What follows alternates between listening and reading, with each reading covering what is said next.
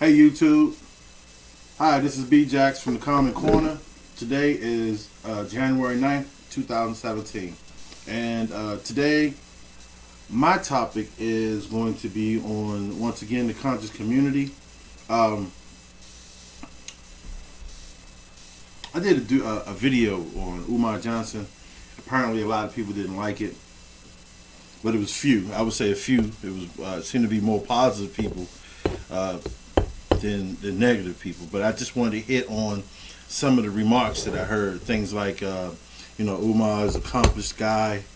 He's an intelligent person. You guys aren't. Or I heard something like, basically, what I was saying wasn't, sound like I was reading from a script. Well, this is how I talk, and eventually someday I'll get better at doing this. But I'm not reading anything. I'm actually ad-libbing. So as I think it, I'm saying it. So forgive me if I sound like I'm reading from a script, but I'm hoping that you're getting the message. And I'm trying to articulate the best that I can. Once again, it'll get better as we go along. Okay, so one of the first things I wanted to hit on, once again, the conscious community.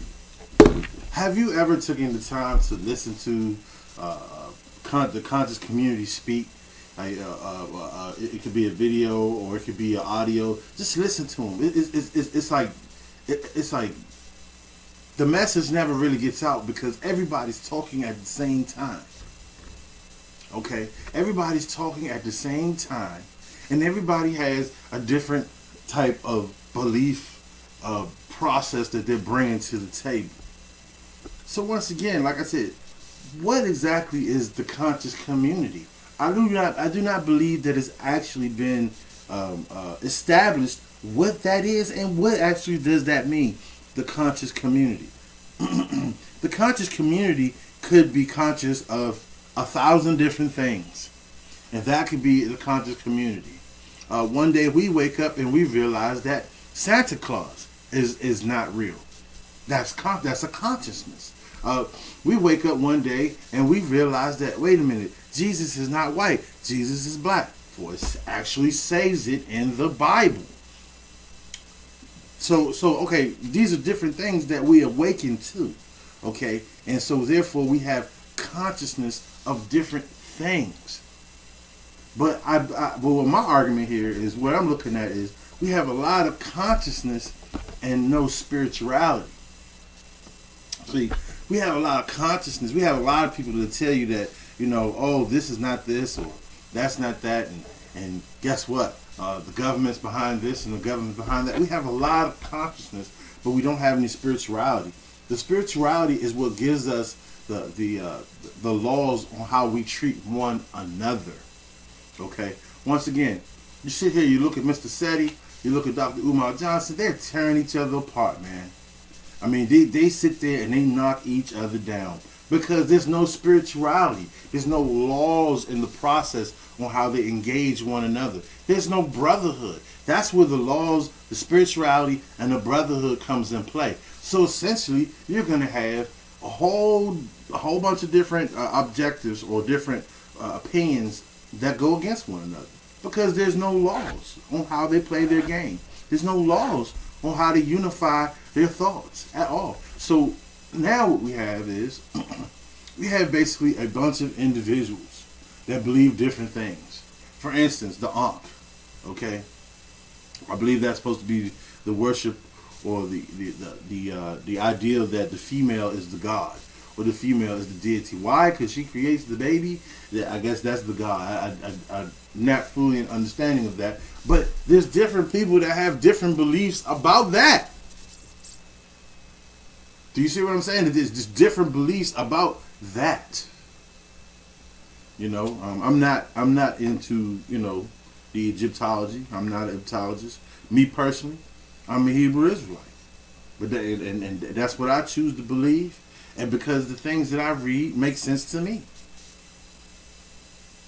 There's nothing magical about the Bible if it's been actually read and understood. And someone that knows about the Bible can teach you about the Bible.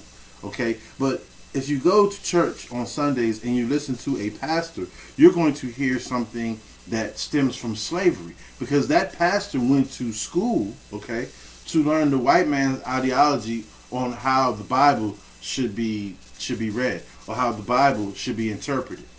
Okay, so of course, during slavery, you only read the parts that pertain to keeping you in check, but you didn't read all the other parts. And this is the reason why they did not want you to read. And I certainly understand how a black man can be hurt today in 2016, seeing all the things that he sees on the internet, on the television, in the name of Christ. So seeing all these things would make a black man say, you know what, that's not the thing. That is not the belief for me. Because I'm not a homosexual. Okay? I do have a moral compass. Okay? I'm not a pedophile. Okay? These are all the things that you see out of the church in the name of Christ. So naturally, these brothers are not going to want to be no down with none of that crap. And I get it. But the point is, if you really want to be conscious, they really duped you. Because the truth that's in front of you, they make you believe that it's not true. But you yourself have never done any research on it. You have not researched it yourself to find out what is the truth and what your own personal interpretation is. So, at the end of the day, when we talk about conscious community, what is consciousness? You can have consciousness and have no spirituality. Without the spirituality, there'll be no brotherhood. There'll be no ability for brothers to extend to one another, to network, because there's no brotherhood. You just have consciousness. So in this consciousness, there's anger. I'm angry because this. I'm angry because of that. Man, I don't want to hear nothing that nigga got to say. He a coon. You know what I'm saying? You got black people calling people coons just off the break. They don't even. They have no understanding on what the other individual is saying because they haven't even took the time to listen. They just already know what they want to say. And this is the conscious community. No leadership. This a bunch of, your brothers just searching for the truth. And that's what we're supposed to do. But we have no spirituality. So without the spirituality, we have no laws. And without the laws, we have no brotherhood. Those laws I speak of are in the Holy Bible. And I'm not just talking about the 10 Commandments. There's several hundred laws in the Holy Bible. And once again, I mean, what else is there? Everything else that's been tried. Everything else that's been tried, you get the same outcome. Black on black crime, more than ever. Because there's no laws. There's no foundation in the homes. Our black women are not in check. And I'm not talking about all the black women. But you know who you are. They're not in check. The black woman is going out here doing any and everything that they want to do that's killing the foundation of our families. At the same time, you have some people that want to worship them. How can you worship something that's been steered astray? You must come back to the Holy Bible and to those commandments. I'm not here to debate scriptures and go back and forth on it, but that's where it's at. And I don't see it nowhere else. But we are so rebellious. We are rebellious people. We glorify death, man. Look at your music videos. We glorify gluttony. We glorify homosexuality. We glorify lust. All the things that are said to be sinful in the Bible, we as a people actually glorify it. So if we glorify all the sins of the Bible, then where do you think we're going to end up? We have to change. We have to change how we think, how we talk to one another, what we say out our mouth to one another. We have to change. That's why we're going through this together. The difference between an African and a so-called African American. They can tell, my brother. They can tell. They look in your eyes, they look at your feature, and they know you're not African. That African can look at you and tell you not from his village.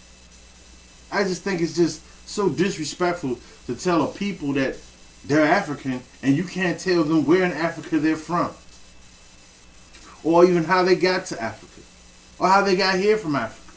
Only thing you know is that you came on a ship. Some of us were already here, had already migrated here. But you keep wanting to associate with Africans, a continent of people that do absolutely nothing for you. They can't assist you. They offer you nothing. They don't attend any of your functions. They don't march. I don't even see them voting, or saying, hey, we're going to vote for this person or that person. I don't see any of the foreign immigrants talking about who they're going to vote for. The only ones that the politicians care about are the Hispanics and the blacks. Everybody else just falls in line because they're in your neighborhood selling you chicken. They're in your neighborhood selling you steak and cheese. And black man, you can fight that. Don't buy that. For some reason, I listened to some of the rhetoric of some of the conscious community, say as if, they're going to actually fight a war. Like they're going to gear up, they're going to get some guns, and they're going to fight a war. That ain't going to happen, Jack, because as soon as you're done. That's where all the other conscious community groups made mistakes. The Black Panthers. All the other conscious communities have made the same mistakes. Illegal activity. Breaking the law. This is how they get you. And you listen to these brothers talk, very disrespectful to one another. Real quick to call you a coon. As if that, and guess what? The conscious community attack their own. I've never seen people just attack their own. But guess what? You walk past that white man, you don't see anything to him. You walk past the police officer, all that with all that anger in your heart, you don't see anything to him. But you're real quick to down a brother. Tell him what he ain't got. He live in his mother's neighborhood. There's a lot of people that live in their mother's house. Okay, that are good people, good men. They live in their mother's house. You don't know why they live in their mother's house. There's a lot of good men that live in their mother's basement, man. And you hear another black man that's supposed to be struggling or supposed to be some sort of leadership, knock on that. Way to separate yourself. Once again, you can't fight nothing separated. And that's what the conscious community is. It's a fragment of ideologies. It's a fragment of different thoughts and a fragments of different understandings. You listen to them and, they sound good what they're saying. Some of them sound good what they're saying. But there's nothing behind it. No base behind it. No real knowledge behind it. No real history behind it. And in fact, they'll read 147 different books and have 147, and all 147 will say it's true. They'll say it's true. Also, once again, I hate to hit on it, but Africans. We are not Africans. We are not Africans. We're African. If you want to call us African Americans, that's what we are so called. There's no other names that I have. I would rather call you a Hebrew Israelite, because that's what the Bible says that you are. That's what it prophesies, all the prophecies that have come true today. And the reason why that we are where we are now is because the Bible tells you why we are where we are. And for what reason? It actually tells you. And it's for the same reason as we see today. Disrespectful to one another. Homosexuality. Glorifying death. Glorifying all the things that we know in our heart that are wrong. But we do them for the wrong reasons. Why? Because we broke? Or because we have no discipline? No fathers in the homes. This is a frustrating situation. And the fathers that are out and available, they're getting locked up because they don't have the money to pay the child support. Black women are turning their heads on us in every direction. They want to be a part. They want to be a part of something, and they turn their heads because They want to be a part of something bigger. The black woman is looking up, and they're saying that basically the black man is not able to provide all the things that she would love in her life. The excitement, financial, and the tender love that she requires. She's looking at something bigger, and what she's looking at is that the white man is reaching out his hand and accepting her as an individual, not as a family, but he's accepting her as an individual. And this is what she sees subconsciously. Subconsciously, she sees an opportunity for her as an individual. And this is why that you see the separations that you see that's going on. Because she would rather go to the courts than to go to you to work out child support. She would rather call the police than to work with you to get off the property and things like that. The black women that I've come across and the black women that I see majority out here are very spiteful. They're very mean, and they're just spiteful, man. I don't know where the fuck they get that shit from. You know what I'm saying? Maybe they get it from the low life dudes that they dealt with, or maybe they just got it from their mother. But a lot of them, majority of the ones that I see, ain't shit. And that's just an opinion. And like I said, that's not with all the black women. So, if you fall in that category, then that is who you are. But if you don't, please don't comment to me about what all black women do and don't. Because I realize that all black women are part of this foolishness. But it needs to be said. Okay? And the last thing I want to talk about is money management. Like I said, for the conscious community, there may be 148 different perspectives, but if we understand who the enemy is, we can be successful. We can bridge a gap between us all if we understand who and what is keeping us down. For instance, it is estimated that almost $2 billion. Let me just stop right there. I'm going to go back. It's estimated that almost $3 billion is spent in weave alone from the black community. A year. So, if we understood who our enemy is, and when I say enemy, I'm not necessarily talking about someone that has a gun and a knife and they're looking to seek you out to destroy you, but our enemy could be our lustful ways. Our enemy can be what we choose to not participate in and do participate in. Those enemies that are harmful to us in the long run. Okay, so the enemy doesn't necessarily have to be a person. It could be a thing. It could be something that's pulling away from you being an upright person. That could be the enemy. But collectively, what are our enemies?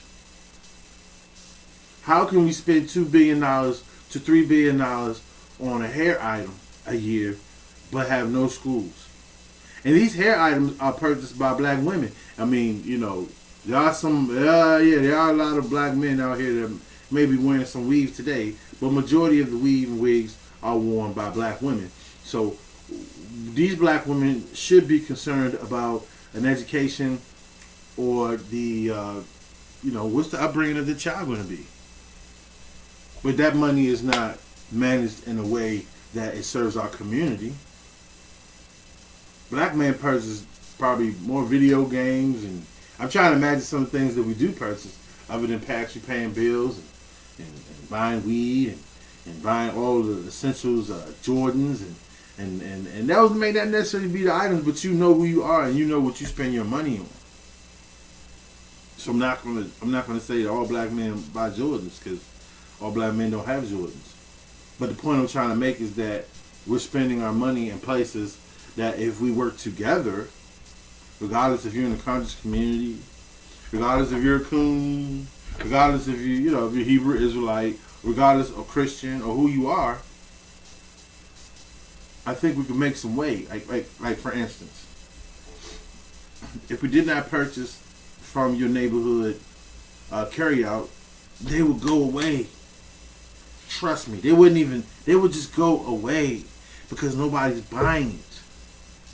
Okay? And if you did go to a restaurant in your community where black people live and focused on, and focused on that black store owner, they could hire black people.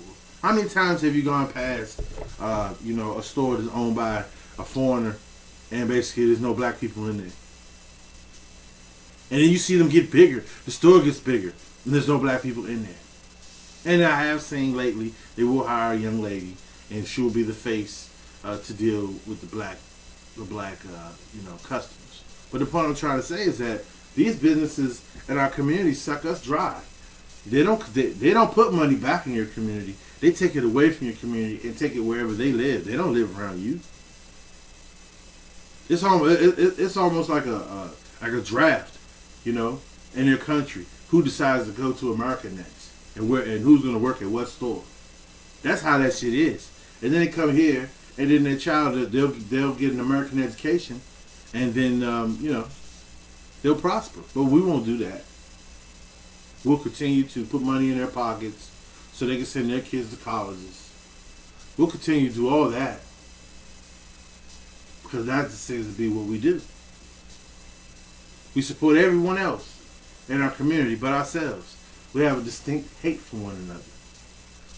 But I'm telling you, if you understood the laws that God had put on earth for you, the rules and regulations to dealing with one another, to dealing with your brother, because that's who the Holy Bible was for. It was for black people and how to deal with one another. And all those books and stories in there are stories about people that lived in different times and what they witnessed. And if you read those stories, they're telling you what's happening now. They're telling you what they witnessed then, and also giving you foresight of what is happening now. And that is. So some of you are Paul, David, and Matthew, and all these. You're those same people because you're experiencing what they experienced then. So, like, let's say, for instance, with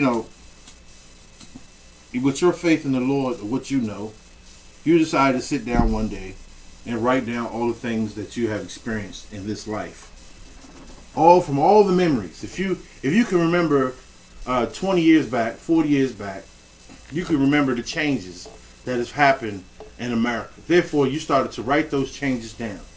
All the things that you've seen from the 20s all the way to the 60s with the abuse, the police brutality, and just the utter disrespect for black people. If you wrote those down, and then you talked about it in a spiritual way, and you left that 1,000 years later, someone to read that, and then you have some other people saying that's not true.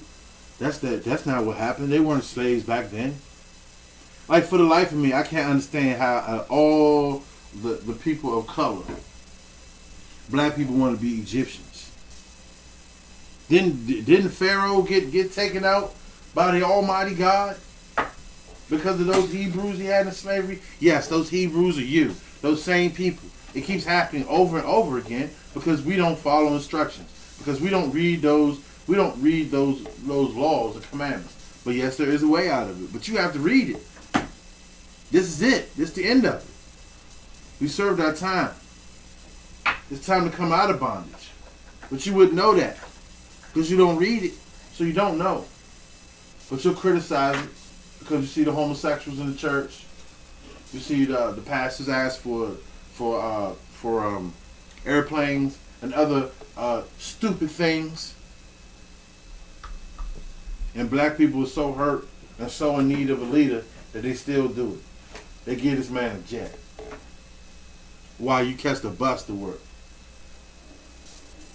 Do you get to ride on a jet? But this is the type of stuff that goes on in the community, and that'll make a black man say, I don't want to have anything to do with the Holy Bible. Because they see it through a Christian's eyes. But if you see the Bible through a Hebrew's eyes, it's just totally different. Because he's talking about you.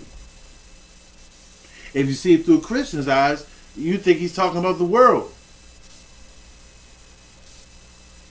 So it's all how you see the Bible. If you see it as everybody's Bible, then we're always going to be on the bottom. Because guess what? Nobody's playing by those rules but you. But if you see it as that Bible's speaking for you, then you'll be on top. Because you know how to treat your people. You know how to put your people first. Look at us. We are beautiful people. Man, we are beautiful. We are beautiful people. The world waits for us. How we dress, what we say, what we do, how fast we run. The world sits back and waits for us to set the trend for everything. Everything that pretty much that America uses today as a civilized country was created by us. All over the world they copy us. They wear our hats. They found a way to sell hip hop. Everyone wants to wear the hip hop, wear the hat a certain way, wear their jeans a certain way. They want to wear their shoes a certain way. That's us. They copying, man. They want to dance like us. They want to go to the tanning salon. So who are the chosen people, man? Wake up. Wake up. And guess what? They make money off of you. They come down in the hood and they find a young man that can sing, a young man that can dance, and they make money off of you. Because they know that ain't happening nowhere else but in these hoods, man. Look at all these poets that come out the hood. Look at all these poets that come out the hood, and guess what? They get rich themselves and they ain't worried about it but themselves. Can't you see and hear the selfishness in these rappers in their interviews? Like, what man gets on tape and make fun of another man who doesn't have anything? Or says, I'm better than you because you don't have this. This is what happens all day in hip-hop. Niggas killing each other. Niggas downing each other. All day long. This is what we glorify.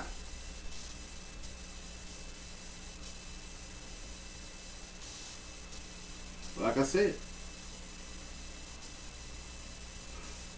we do have power.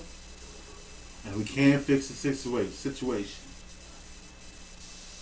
We have power and we can fix the situation. We just have to decide who we spend our money with. Where we take our money. We can do that. That's easy. But if you want to sit here and argue about, who was the first, if the woman is the God and this and that, I already told you where to go. Go to the Bible. I already told you where to go. Why would I listen to an Arab who's going to tell me about Allah? He doesn't care about you either. What Arab do you see out here that marches with you? What Arab do you see out here that speaks in your name, black man? That stands up for you and say, hey, that's wrong what they doing to them people. That's wrong how they killing those people. That's wrong how, especially the Muslims, they should be up in arms, ready to go down for how their people being treated. But they don't mess with you. They don't affiliate with you. But you want to take on their God, and you want to let the world see how beautiful it is. But that's not your book. Then you want to go over here, and then you want to play with the Egyptians. Them people don't care about you. It's like we're starving for attention when we have what we need right here. Our women are going other places for attention. The black man is going other places for attention. The black man now, he doesn't even want to be black no more. He wants to be gay, i.e. the white guy. He wants to be gay. He doesn't want these responsibilities. He doesn't want to stand up and deal with being black and deal with the community dysfunction. Because guess what? In the end, it's our responsibility to fix it. That's what he knows. So he runs. In the end, somebody's going to have to stand up in this hood and take these ass whippings. In the end, somebody's going to have to stand up and walk through the hood and say enough is enough. And who you think it's going to be? A black man.